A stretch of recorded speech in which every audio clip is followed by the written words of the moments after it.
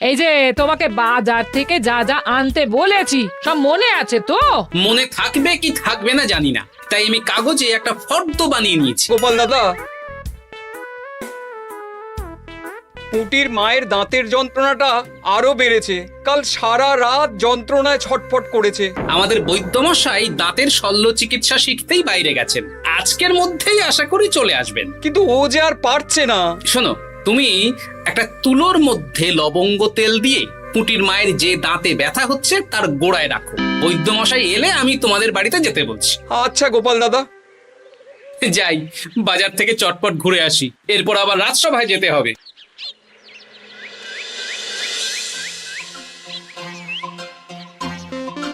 উফ, কি গরম রে বাবা, ছাতা নিয়ে বেরোলে ভালো হতো। এই তো সামনে আখের রস বিক্রি হচ্ছে, একটু আখের রস খাই, শরীরটা বেশ চাঙ্গা লাগবে। ভাই, আখের রস কত করে দিচ্ছ? 1 ভাঁড় 10 আনা গোপাল দাদা। দাও দেখি 1 ভাঁড়। আরে, এই যন্ত্রটা কিন্তু দারুণ। ওই আমাদের রাজ্যের বিজ্ঞানী মশাইয়ের অবদান।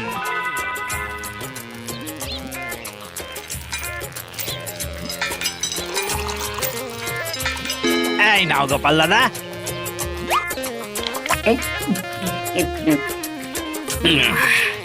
আহ, শান্তি। এই নাও ভাই, তোমার 10 আনা।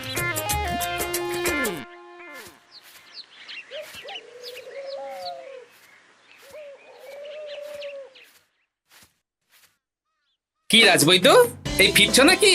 হ্যাঁ, এতদিন আমি দাঁতের চিকিৎসার ব্যাপারে তেমন কিছুই জানতাম না, এবার সব শিখে এসেছি। ভালোই করেছো, তুমি একেবারে প্রথম রোগীকে দেখে তারপর রাজসভায় এসো। প্রথম রোগী? পুটির মা গো, কালকে সারা রাত যন্ত্রণায় ঘুমোতে পারেনি। আরে আর বলো না, কদিন আগেই পুঁটির মাকে নিয়ে পুঁটির বাবা আমাদের বাড়িতে এসেছিল। দেখলাম ওই বাড়ির দাঁতে বিস্তর সমস্যা। সেই জন্যে দাঁতের শল্য চিকিৎসা শিখতে চলে গেলে? ঠিক তাই, আমি ব্যথা কমার পথ্য দিয়ে এসেছিলাম। দেখি এবার দাঁতটা তুলেই দিতে হবে। তাহলে তুমিও পুটিদের বাড়িতে যাও, আমি বাড়িতে থলে রেখে আসছি। আজ না হয় দুজনে একটু দেরি করেই রাজসভায় যাব। বেশ বেশ।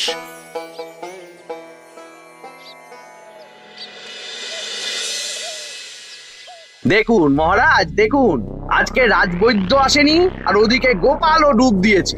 এই আনন্দে আমাদেরও ছুটি দিয়ে দিন মহারাজ। কি আনন্দে? এই গরমে বাড়ি বসে একটু আমপানার শরবত খাবো আর ঘুমবো। রাজ্যের সেনাপতি যদি বিশ্রামের কথা বলি, তাহলে আমার আর কিছুই বলার নেই।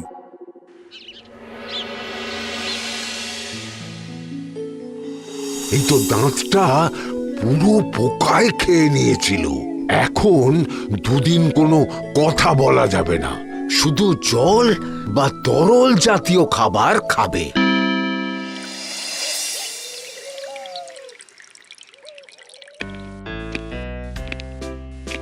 ওই তো গোপাল আর রাজবৈদ্য দুজনে একসাথে রাজসভায় ঢুকছে। রাজবৈদ্য মশাই ওনার জীবনের প্রথম শল্য চিকিৎসা করছিলেন, তাই আমিও দেখছিলাম। তা কি রাজবৈদ্য, সফল হয়েছ? হ্যাঁ মহারাজ, পুঁটির মায়ের একটা মাড়ির দাঁত পোকায় খেয়ে নিয়েছিল, সেটাই তুলে দিলাম। ভালোই হলো, আমাদের রাজ্যে কোনো দাঁত তোলার বৈদ্য বা চিকিৎসক ছিল না। এখন তুমি সাধারণ রোগ ব্যাধি নিরাময়ের সাথে সাথে দাঁতের চিকিৎসাও করবে। কিন্তু মহারাজ, একটা যে সমস্যা আছে।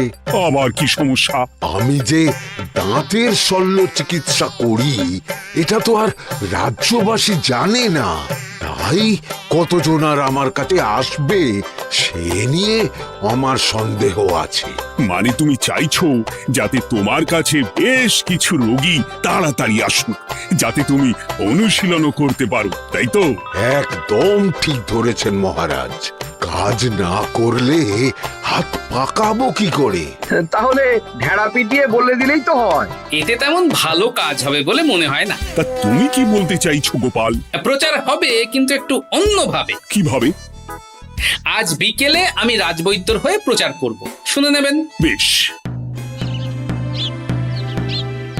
শুনুন শুনুন শুনুন, আমাদের আমাদের কৃষ্ণনগরের রাজবৈদ্য এখন দাঁতের শল্য চিকিৎসাও করছেন। যারা যারা আমাদের রাজবৈদ্যের কাছে দাঁত তোলাবেন তাদের দাঁত তোলার পরে দুদিন কোনো শত্রু থাকবে না। চিকিৎসার সময় সকাল 7টা থেকে সকাল 10টা পর্যন্ত।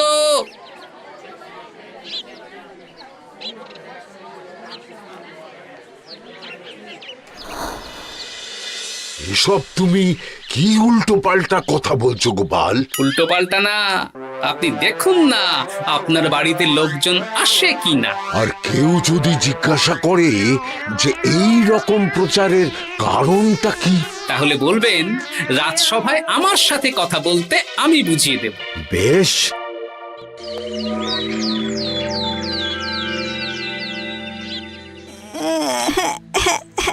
তোকে বারবার বলি এত মিষ্টি গুড় কাঠি খাস না। কি করব বাবা, কি ব্যথা।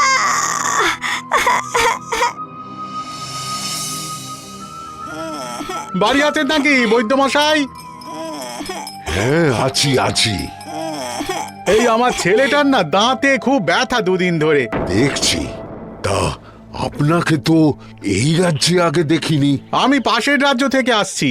শুনলাম আপনার কাছে দাঁতের শল্য চিকিৎসা করালে আগামী দুদিন কোনো শত্রু থাকবে না। ঠিকই শুনেছেন। বেশ, তাহলে বলুন কেন থাকবে না? আগে চিকিৎসাটা করি, তারপর বলছি।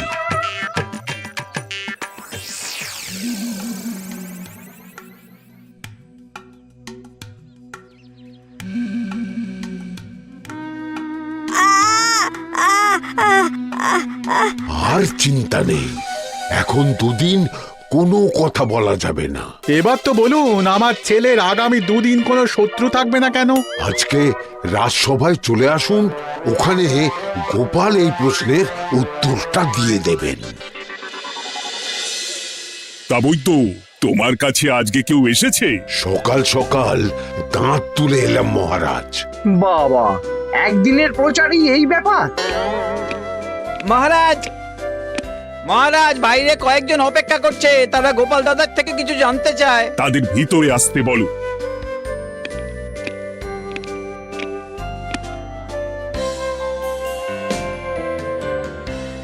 আজ আমার ছেলে বৈদ্য মশাইয়ের কাছে একটা দাঁত তুলিয়েছে। আমি জানতে চাই প্রচার অনুযায়ী আমার ছেলের নাকি আগামী দুদিন কোনো শত্রু থাকবে না, সেটা কেন বলা হয়েছে? আমরাও জানতে চাই। বলতে পারি, কিন্তু কথা দিতে হবে। এই কারণটা বাইরে আর কাউকে বলা যাবে না। বেশ, বলবো না। বাংলায় একটা প্রবাদ আছে, বোবার শত্রু নেই। মানুষ সাধারণত কথার বিনিময়ে মতবিরোধ, বিবাদ বা শত্রুতা করে। যে ব্যক্তি কথা বলতে পারে না, তাই তার সঙ্গে কথা বলে মতবিরোধ হওয়ার কোনো সুযোগই নেই।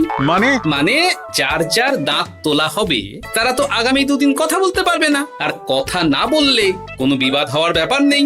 আর বিবাদ না হলে কারো সাথে শত্রুতাও হবে না। কি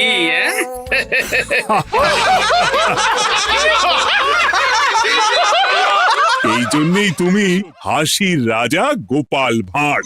কে তোমার কথা শুনতে যাবে? একদিন না হয় প্রচারের চমকে এলো, এরপর কিভাবে আসবে শুনি? এরপর রাজবৈদ্যের সুনামেই লোকজন ছুটে ছুটে আসবে। বাহ বাহ বাহ, তোমার কত জ্ঞান! মহারাজ, এই কথা শুনে আমার মাথাতেও একটা বুদ্ধি এলো। অল্প পুঁজিতে শুধু প্রচারের জোরে এত রোজগার করব না, গোপাল হাঁ করে দেখবে। নিশ্চয়ই কোনো লোক ঠকানোর কথা ভাবছেন। মোটেই না। আচ্ছা, আগামী 3 দিন ব্যাপী মেলা হবে, সেখানেই তোমরা দুজনে তাহলে ব্যবসা করো। বেশ, করব। যে সবচেয়ে বেশি রোজগার করবে তাকে আমি 50 মোহর পুরস্কার দেব। রাজি। মেলার শেষে আমার প্রশংসায় পঞ্চমুখ হবেন সবাই, দেখে নেবেন।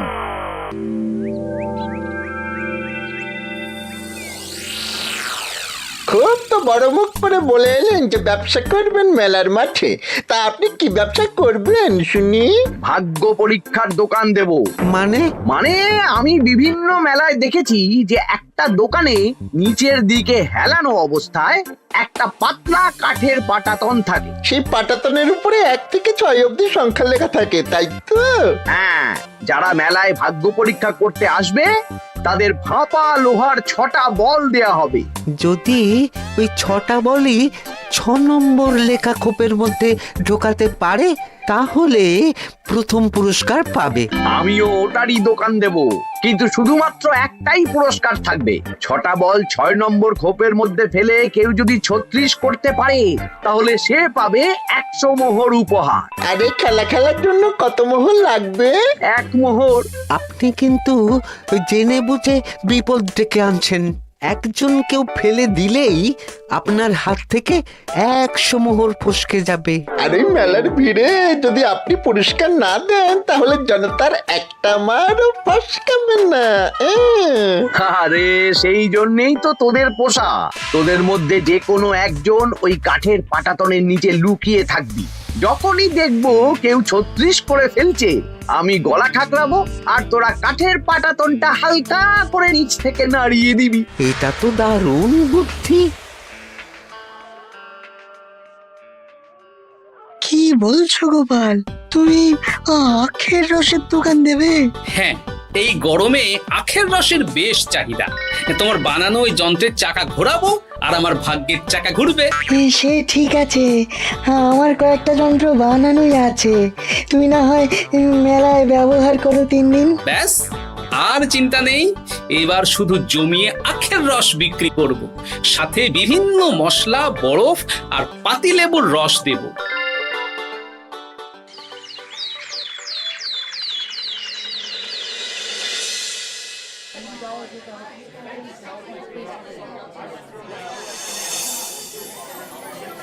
এই দোকানের পানীয় খেয়ে মন হবে বশ। গোপাল ভাঁড় নিয়ে এসেছে ঠান্ডা আখের রস। আরে গোপাল দাদা, তুমি আখের রস বিক্রি করছো? ঠান্ডা আখের রস কত করে গো গোপাল দাদা? 1 ভাঁড় মাত্র 10 আনা। 6 ভাঁড় দাও। এক্ষুনি দিচ্ছি। আসুন আসুন আসুন, সবাই আসুন।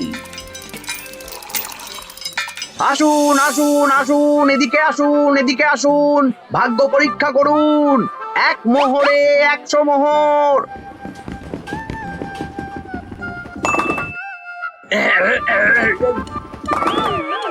ভাগ্য পরীক্ষা করুন। মন্ত্রী মশাই বলেন কি 1 মোহরে 100? তুমিও ভাগ্য পরীক্ষা করাবে নাকি? একবার বাজিয়ে দেখতে দোষ কি? দাও, আখের রস খেয়ে বরং চলে যাই। এই তো হয়ে এসেছে। এই নাও, ধরো।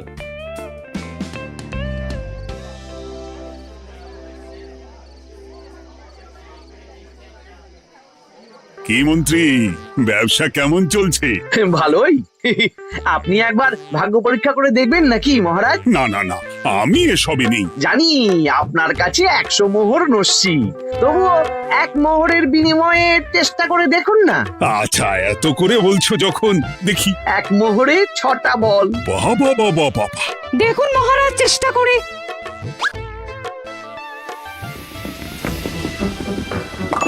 এই তো একটা 6 পড়েছে, আবার চেষ্টা করুন। জয় মা জয় মা।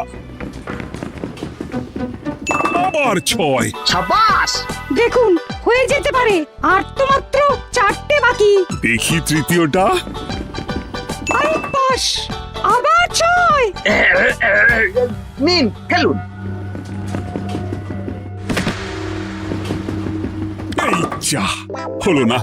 আরেকবার প্রথম থেকে চেষ্টা করবেন নাকি মহারাজ?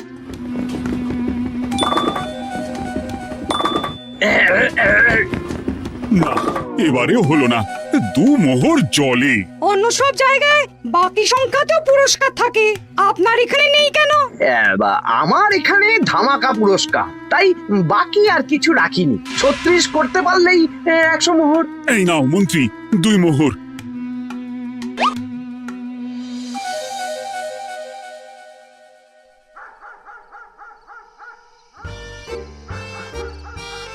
কি মন্ত্রী মশাই, আর তো মেলায় লোকজন নেই, বাড়ি যাবেন না? তুমি যাও না, আমি একটু পরে যাব। বেশ, আমি এগোলাম।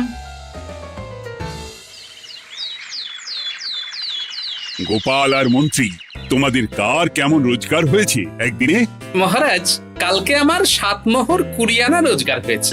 আমার 70 মোহর, কিন্তু খরচ কিছুই হয়নি, কারণ কেউ 36 করতে পারেনি মহারাজ। বাহ বাহ বাহ, আমি তো বলেছিলাম আমি যখন ব্যবসা করব গোপাল আমার ধারে কাছে দাঁড়াতে পারবে না। বেশ, এখনো তো আজ আর কাল দুদিন মেলার বাকি আছে।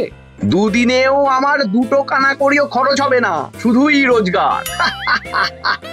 গোপাল যতই প্রচার করুক আর যতই ভালো আখের রস বানাক না কেন, আমার ব্যবসাকে টপকাতে পারবে না। ঠিক আছে, আজকে আমি একবার ভাগ্য পরীক্ষা করে দেখবো। আমার দোকানে সুস্বাগতম। নাও সেনাপতি, চেষ্টা করে দেখো। দিন বল। আমিও সেনাপতির খেল দেখতে এলাম। প্রথম বল, এই যে গড়িয়ে গড়িয়ে গড়িয়ে 6 নম্বর। সাব্বাস সেনাপতি। আবার 6, তৃতীয়, চতুর্থ, পঞ্চম। আরেকটা ফেলতে হবে। নাও সেনাপতি। ষষ্ঠ বল, এই যা, হলো না। এটা কি হলো? আবার চেষ্টা করো তো সেনাপতি। হ্যাঁ, 3টে হয়ে গেছে, এবার 4 নম্বর। এই যা, 4 নম্বরে চলে গেল। চাই ব্যাপারটা কি? মন্ত্রী মশাই গলা খুসখুস করার পরের বলটাই পরপর দুবার অন্য ঘরে পড়ল। নিশ্চয়ই কোনো রহস্য আছে। না, আজকে রাতে ব্যাপারটা দেখতে হবে। চলুন মন্ত্রী মশাই, পুরো মাঠ ফাঁকা, একা একা মশা মারবে নাকি? আমি পরে যাব, তুমি যাও তো। বেশ। ব্যাপারটা কি? আমাকে তো নজর রাখতে হচ্ছে। না, একটা গাছের পিছনে লুকিয়ে পড়ি, মন্ত্রী মশাই গেলে ওনার পিছু নেব। দেখুন মন্ত্রীমশাই, পরপর 2 দিন আমি পাটাতনের নিচে ছিলাম। আগামীকাল ঘরটাকে থাকতে বলুন। বেশ, তাই হবে। আর অত জোরে গলা খাঁকড়াবেন না, কেউ যদি সন্দেহ করে ব্যাপারটা বুঝে যায় মুশকিল হয়ে যাবে। আরে কেউ বুঝবে না, অনেক রাত হলো, চল চল চল চল চল। আচ্ছা, এই ব্যাপার। তাই ভাবি 2 দিন ধরে একটাও কেউ পারলো না কেন? কাল আমিও মজা দেখাবো।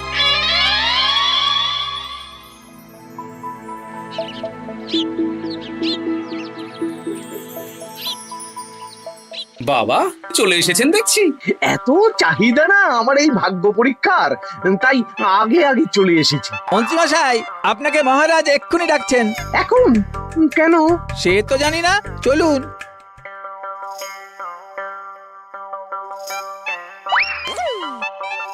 এই বেটা ঘটা, এবার বেরো। এ কি গোপাল দাদা, তুমি? হ্যাঁ আমি। খুব চালাক ভেবেছিস না? মন্ত্রী মশাইয়ের খেলা আজকে শেষ। প্রহরী, একে ধরে নিয়ে যাও।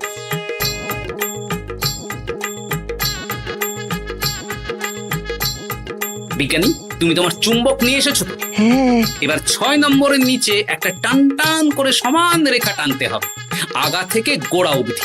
তুমি তো সব সকালে বুঝিয়েই দিয়েছো। দাঁড়াও, দাগটা টেনে নি। একদম 6 নম্বর খোপ অবধি যাচ্ছে, সেই অনুযায়ী টান টান করে দাগ টানো। টানছি, তুমি বাইরে নজর রাখো। নজর রাখছি। কাজ হয়ে গেছে, তুমি একবার অনুশীলন করে দেখে নাও। হ্যাঁ দেখছি। শুরু করো। শুরু করছি। একদম পাক্কা আছে। দূর, কেউ ডাকেনি, অকারণে সময় নষ্ট করলো। কতগুলো খদ্দের ফিরে গেছে কে জানে। কি হলো মন্ত্রী মশাই, এত রাগ কিসের? রাগ হবে না, ওরই বেটা আমার সাথে মজা করছিল। বেশ, অনেকজন খদ্দের ফিরে গেল, আমার কত ক্ষতি হয়ে গেল। আমি খেলে আপনার ক্ষতিপূরণ দিতে পারি। কি তুমি খেলবে? হ্যাঁ, ভাগ্য পরীক্ষা করতে দোষ কোথায়? ওই তো বেশ কয়েকজন সভাসদেরা আসছেন, সবার সামনেই খেলবো। তাহলে শুরু করি। হ্যাঁ, শুরু করো। এই বল যা, 6 নম্বরে যা। আরে বাস, গোপালের ফেলাপল তো গড়ালো না, সোজা 6 নম্বরে চলে গেল। এই দেখুন, আবার যাবে। বলকে আমি বলবো, বল কথা শুনবে। এই বল যা তো, 6 নম্বরে যা। আবার 6, আবার 6, আবার 6। কি এটা কি হচ্ছে? যা বল, এটাও 6 নম্বরে যা।